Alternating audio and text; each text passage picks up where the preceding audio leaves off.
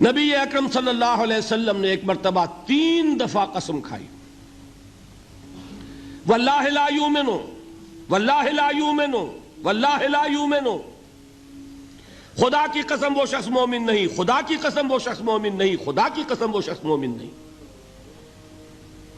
واقعہ یہ ہے کہ ہم تصور نہیں کر سکتے کہ صحابہ کیسے لرز گئے ہوں گے، کانپ اٹھے ہوں گے، کون وہ بدبخت ہے، کون وہ شقی ہے جس کے بارے میں اللہ کے رسول 3 دفعہ قسم کھا کر فرما رہے ہیں کہ وہ صاحب ایمان نہیں۔ قیل من یا رسول اللہ، کسی نے ڈرتے ڈرتے پوچھا ہوگا اے اللہ کے رسول کس کے بارے میں ارشاد فرما رہے ہیں؟ اب جواب سنیے، الذی لا یامن جارہ بوائقہ، وہ شخص کے جس کی ایذا رسانی کی وجہ سے، جس کی بدخلقی کی وجہ سے اس کا پڑوسی امن میں نہیں ہے۔ یہ کوئی گناہ کبیرہ ہے؟ آپ کی فہرست میں تو گناہ ہی نہیں، کبیرہ کیا سوال، صغیرہ بھی نہیں۔ زیادہ آپ یہ کہیں گے کہ ذرا بد اخلاقی ہے، کج خلقی ہے، بس اچھا کردار کا معاملہ نہیں ہے، یہ کہیں گے، گناہ کی فہرست میں نہیں آئے گی بات۔ کبیرہ بہت بڑی شے ہے، لیکن اس پر اللہ کے رسول نے 3 دفعہ قسم کھائی، ایمان نہیں ہے، ہرگز نہیں ہے، خدا کی قسم نہیں۔ اب بتائیے ایمان اور عمل علیحدہ ہو جائیں گے کیا؟ یہ ہے مسئلہ جو امام بخاری کے سر پہ ہے۔ اور سنیے، فرمایا حضرت انس ابن مالک نے، یہ روایت جو میں نے آپ کو ابھی سنائی ہے یہ کوئی ایسی ویسی روایت نہیں ہے، متفق علیہ ہے، بخاری اور مسلم دونوں میں موجود، اس سے اونچا درجہ روایت کا ہے ہی نہیں۔ راوی کون؟ ابو ہریرہ رضی اللہ تعالی، ان کی والدہ لے کر حاضر ہو گئیں، یہ بچہ حضور آپ کی خدمت میں رہے گا، آپ کی خدمت کرے گا، آپ کے پاس رہے گا، ٹھیک ہے۔ وہ حضور کے خادم خاص ہیں، جیسے ذاتی کوئی ہوتا ہے معاملات میں مدد کرنے والا، خدمت کرنے والا، وہ ہیں انس ابن مالک۔ چونکہ ان کا تعارف ہو گیا ہے رضی اللہ تعالیٰ عنہ، تو ایک بات پہلے اور سنا دوں، جو بچہ اپنے اس بچپن سے لے کر 9 برس کی عمر تھی جب آئے حضور کے پاس، انتقال کے وقت عمر کتنی ہوگی؟ 19 برس، 10 برس حضور کی خدمت میں رہے۔ پہلے تو حضور کے اخلاق کی جو گواہی وہ دے رہا ہے وہ اس کی زبان سے سنیے کہ میں 10 برس حضور کی خدمت میں رہا، کسی بات پر ڈانٹنا تو کجا، حضور نے کبھی مجھ سے یہ بھی نہیں فرمایا کہ اے انس تم نے وہ کام کیوں نہیں کیا۔ یہ ہے ایک آقا کی حیثیت سے محمد الرسول اللہ صلی اللہ علیہ وسلم کا اخلاق۔ اگر نہیں کیا خود کر لیا، کوئی ڈانٹ ڈپٹ نہیں۔ حالانکہ بچے ہیں، بچوں کو ویسے بھی ڈانٹ ڈپٹ دیا جاتا ہے، لیکن نہیں۔ اب ان صحابی کی ایک گواہی سنیے، قلما خطبنا رسول اللہ صلی اللہ علیہ وسلم الا قال، فرماتے ہیں کہ شاذ ہی کبھی ایسا ہوا ہوگا کہ حضور نے کبھی خطبہ ارشاد فرمایا ہو اور اس میں یہ الفاظ نہ ہو۔ الفاظ سمجھ رہے؟ جب بھی خطبہ دیتے تھے آپ یہ الفاظ ضرور فرماتے تھے، شاذ کبھی رہ جائے تو رہ جائے، قلما خطبنا رسول اللہ صلی اللہ علیہ وسلم الا قال، کیا فرمایا؟ لا ایمان لمن لا امانت لہ ولا دین لمن لا عہد لہ، جس شخص میں امانت داری نہیں اس کا کوئی ایمان نہیں، جس میں ایفاء عہد نہیں اس کا کوئی دین نہیں۔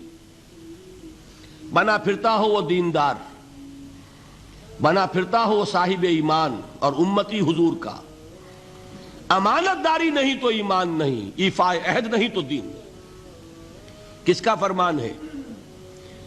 کسی آج کے زمانے کے مفتی کی بات نہ سمجھ لیجئے گا کہ جس کو آسانی سے آپ چاہیں تو رد کر دیں، یہ محمد الرسول اللہ صلی اللہ علیہ وسلم کا فرمان۔ اور سنیے پھر ایک متفق علیہ روایت بخاری اور مسلم کی، راوی پھر کون ہے؟ ابو ہریرہ رضی اللہ تعالیٰ عنہ۔ فرماتے حضور نے ارشاد فرمایا لا یزنی الزانی حین یزنی وہو مومن ولا یسرق السارق حین یسرق وہو مومن ولا یشرب الخمر حین یشرب وہو مومن. کوئی زانی حالت ایمان میں زنا نہیں کرتا. کیسے ممکن ہے؟ ایمان ہو اور زنا ہو جائے، پھر وہ ایمان دھیلے کا ہوا؟ کیا قدر و قیمت اس ایمان کی؟ وہ تو اٹھا کر پھینک دینے کی چیز ہے. ایمان اور اخلاق پہ اثر انداز نہ ہو، ایمان اور کردار کو نہ بدلے، ایمان اور عمل کو نہ بدلے تو کس مرض کی دوا؟ پھینکو اٹھا کر. نہیں ممکن کہ ایمان ہو اور زنا ہو، نہیں ممکن کہ ایمان ہو اور چوری ہو. لا یسرق السارق حین یسرق وہو مومن. کوئی چور حالت ایمان میں چوری نہیں کرتا، کوئی شرابی حالت ایمان میں شراب نہیں پیتا. ولا یشرب الخمر حین یشرب وہو مومن. کوئی شراب پینے والا وہ مومن نہیں ہوتا جب وہ شراب پی رہا ہوتا ہے، اس وقت اس کے دل سے ایمان نکل جاتا ہے. اب دیکھیے یہاں کیا میں نے کل بتایا تھا نا، مغالطے کیا ہو گئے؟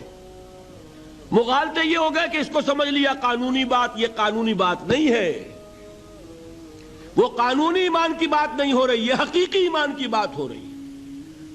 قانونی ایمان کی بات ہو تو یہ کافر ہو گیا. پھر کافر نہیں ہے. قانونی ایمان کا دار و مدار قول پر ہے. یہ وہ حقیقی ایمان ہے، قلبی یقین والا ایمان. اس کے بارے میں فرمایا جا رہا ہے وہ دل سے نکل جاتا ہے تو گناہ ہو سکتا ہے. ایک اور حدیث میں حضور نے اس کو اور واضح کر دیا، جب کوئی شخص گناہ کرتا ہے تو ایمان اس کے دل سے نکل کر اور اس کے سر پر منڈلاتا ہے جیسے پرندہ ہو. اگر توبہ کرتا ہے تو واپس لوٹ آتا ہے، توبہ نہیں کرتا تو رخصت ہو جاتا ہے. بتائیے کوئی اشتباہ رہ گیا؟ لیکن خدا کے لیے دو انتہاؤں سے اپنے آپ کو بچائیے. ایک انتہا یہ کہ اس حدیث کی بنا پر آپ کافر قرار دے دیں. یہ غلطی کس سے ہوئی؟ کل بتایا تھا بھائی، کس سے؟ خوارج سے. خوارج سے یہی غلطی ہوئی. وہ فارسی کا ایک مصرع ہے کہ مردی و نامردی قدم فاصلہ دارد. یہ باریک جیسے بال کا سا فرق ہوتا ہے لیکن زمین و آسمان کے نتیجے نکل آتے ہیں. انہوں نے ایسی حدیثوں کی بنا پر یہ فیصلہ کر دیا پھر اگر ایمان نہیں ہے تو کافر ہے. کتنا یہ آسانی سے نتیجہ نکل آیا. ایمان نہیں ہے تو کافر ہے. لا ایمان لمن لا امانت لہو. کوئی شخص امانت میں خیانت کرتا ہے تو اس میں ایمان نہیں ہے، ایمان نہیں ہے تو کافر ہے. کافر ہے تو مرتد ہے، مرتد ہے تو واجب القتل ہے. کہاں سے کہاں بات پہنچ گئی؟ بہت بڑی غلطی، بہت بڑی گمراہی. دوسری طرف ایک ہمارے ہاں اور انداز ہے کہ وہ جنت و دوزخ کے فیصلے اور قیامت کے اور آخرت کے فیصلے بھی قانونی اسلام کی بنیاد پر کرتے ہیں.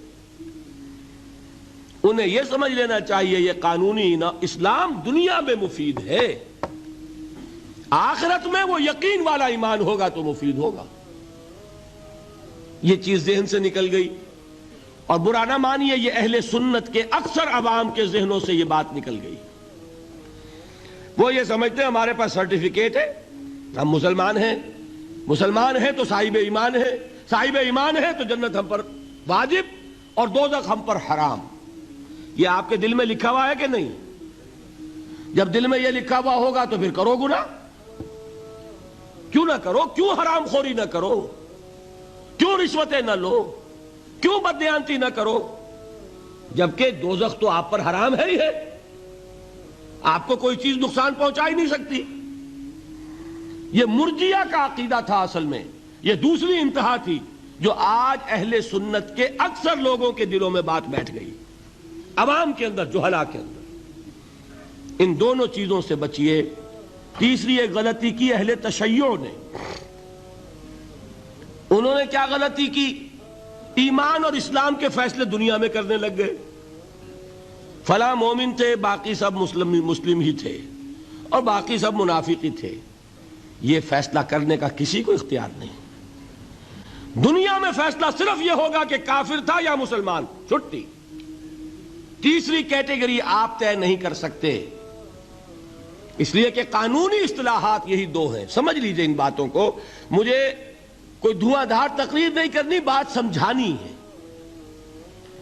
دیکھیے، قانونی سطح پر انسانوں کی تقسیمیں ہوں گی صرف دو، یا مسلم یا غیر مسلم، یہ ہے قانونی تقسیم۔ اب جو مسلم ہے وہ مومن بھی ہو سکتا ہے، وہ منافق بھی ہو سکتا ہے، بات سمجھ رہے؟ لیکن منافق کوئی قانونی اینٹی نہیں ہے۔ دنیا میں ہم کسی کو منافق نہیں کہہ سکتے، ہاں حضور کہہ سکتے تھے، حضور کو اللہ نے علم دیا تھا، لیکن حضور نے بھی ایسی پہرے داری کی ہے کہ کسی ایک شخص کے بارے میں بھی نہیں فرمایا کہ یہ منافق ہے۔ یہاں تک کہ جس کے بارے میں علم نشرہ ہو چکا تھا، عبداللہ ابن ابی، اس کی بھی نماز جنازہ پڑھا دی کہ نہیں پڑھا دی؟ نماز جنازہ کافر کی پڑھی جاتی ہے یا مسلمان کی؟